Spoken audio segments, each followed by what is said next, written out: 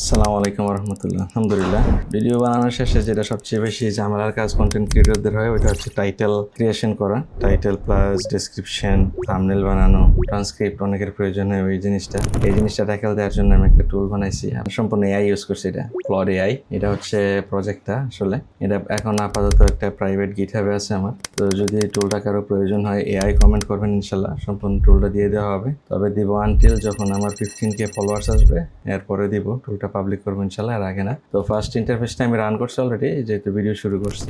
এটা হচ্ছে ফার্স্ট ইন্টারফেসটা আপনার। হচ্ছে এখানে আপনি যখন ভিডিওস আপলোডের এখানে আসবেন, তো এখানে যখন আপনি ভিডিওস আপলোড দিবেন, এটা অনেক ফাস্ট হয়। আমি দেখাই একটা স্যাম্পল। এটা হচ্ছে 3.21 GB ভিডিওটা আপ টু 10 GB পর্যন্ত ভিডিও প্রসেস করতে পারে আপাতত। তো দেখতেছেন অনেক ফাস্ট এটা আপলোড হয়। তো আপলোড হওয়ার পরে সে এখানে ভিডিওটা দেখবে, শুনবে, বুঝবে, বোঝার পরে সে এইভাবে একটা স্কোর দিবে যে ভিডিওর স্কোরটা কিরকম হয়েছে।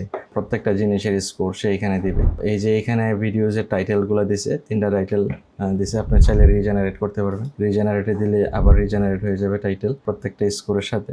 এই যে এবার রিজেনারেট হয়ে গেছে, একটা 88 স্কোর আসছে। এরপর আপনার ডেসক্রিপশন চলে আসছে, অনেক নাইস ডেসক্রিপশন সে দিয়ে দিচ্ছে।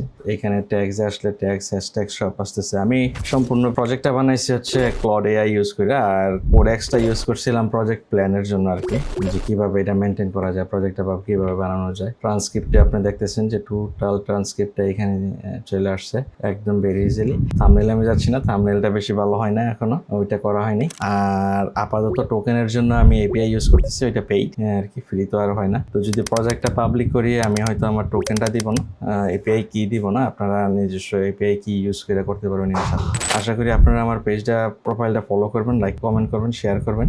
আর নতুন কোনো এআই সম্পর্কে কোনো জানার থাকলে কোনো বিষয়ে ইনশাআল্লাহ কমেন্ট করে জানাবেন ইনশাআল্লাহ। আসসালামু আলাইকুম রহমতুল্লাহ।